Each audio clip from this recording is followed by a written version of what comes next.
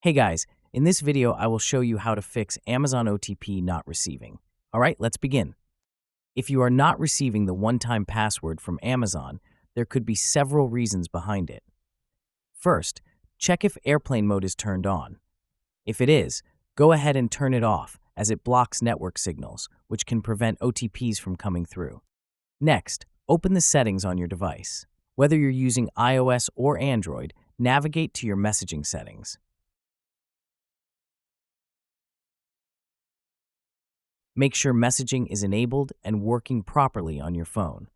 On some devices, there's an option called Smart Messaging or OTP Auto Detection. Ensure that it is turned on so your device can recognize and receive OTP messages efficiently. If you've checked all that and still do not receive the OTP, try restarting your device. This can reset network connections and often fixes the issue.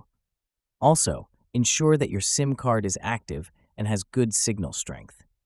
You might also want to check for any SMS blocking settings or third-party apps that may be interfering with message delivery. Finally, if none of these steps work, you can contact your network provider or Amazon support to troubleshoot further. So that's basically how you can fix Amazon OTP not receiving.